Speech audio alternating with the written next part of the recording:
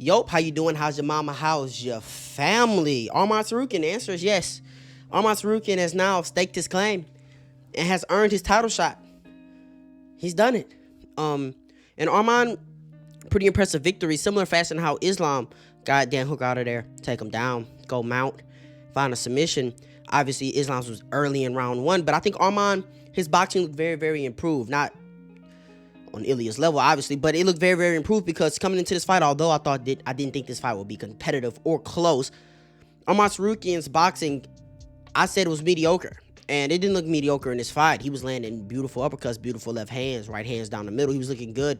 He didn't really get his kicking game off because Dan Hooker, obviously the range, can't really get the kicks over because he was stepping in range. He was landing bombs, knees up the middle, hurting Dan Hooker on the feet. Legitimately hurting Dan Hooker on the feet with strikes. And then when it was on the ground, we knew it was curtains. So Arman Tsarukyan, very impressive victory. It's a very interesting fight now. Ilia Topuria. We've seen Arman Tsarukyan. He's going to test that grapple. He's going to bring in the freestyle wrestling. And he's gonna look to tire Ilia out, look to stay heavy on top, smash Ilia, because we saw Arman. We know Arman has some of the greatest ground and pound on the planet and of all time, and he showed that. And he continues to add to his 90+% finish rate in the UFC. He's a finisher. He just has to be active. He's a guy who definitely has a big following, especially in that side of the world. The Armenian fan base, especially as we saw him versus Islam Makhachev in California, Anaheim, a bunch of Armenians in California. So Arman Tsarukyan stakes his claim. Not really much to talk about. I mean, it's exactly what we expected.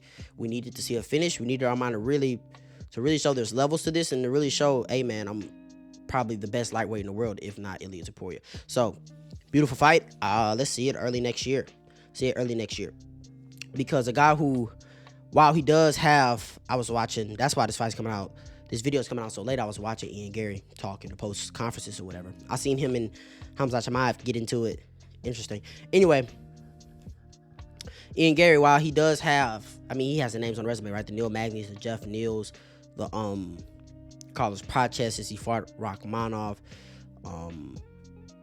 Amazing they beat Bilal Muhammad. Obviously, has beaten the high-ranked guys and has put together a very, very solid resume to where he is the most deserving of a title shot. But this victory, I had it 29-28.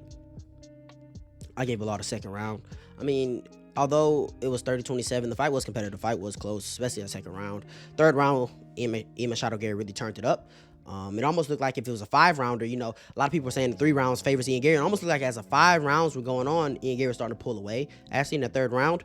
So, good performance from Ian Gary, but it doesn't leave me confident in his chances against Islam Makhachev. I was really, really wanting to see a big, strong performance from Ian Gary to where it's like, okay, man, this is very interesting. Ian Gary evading on the back foot, couldn't really get caught, Bilal really couldn't even get on his legs for real. He was jabbing apart, but Bilal really was finding his hands in this fight. He was landing his right hand. He was changing his levels, getting Ian Gary's hands to drop. He was getting on the single legs. He was getting on the body locks. And yeah, obviously he didn't finish him. Ian McGarry showed great takedown defense, but we saw what Islam is different, right?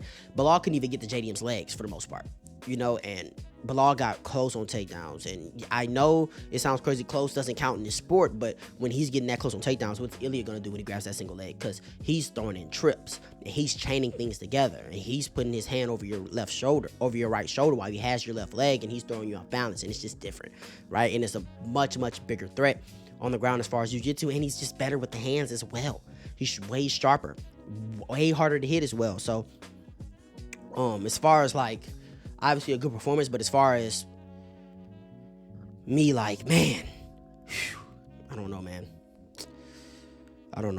I think Islam smushes him like a bug. Moving on, Lonzo Minifield slimed out, right? We kind of expected this would end in the first round. It ended in the first round. Matabek Oilby, great KO. Shamil, he got slimed, but he didn't even shoot no takedowns. That shit was blowing the fuck out of me. Tajir Lembekov finally gets what he deserves, man. Finally, I've been waiting on. I'm not gonna say I've been praying on this guy's downfall, because that's crazy, but man, I've been tired of people hyping him up as if he's this guy and he's on that level with the Umars and the Islams and the Habibs, and that's not the case, right? That's not the case. I was at work for this card, so I didn't really get to pay that much attention, but I did catch the main card. Arman Tsarukyan is your number 1 contender. Let me know how you guys think that fight goes. Like, comment, subscribe, share this down below. Hope you enjoy it.